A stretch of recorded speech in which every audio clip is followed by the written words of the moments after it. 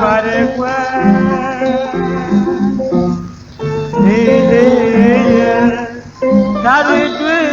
ကွယ်ကြားလေဝင်းနဲ့ဒီအပြင်းမျိုးတော့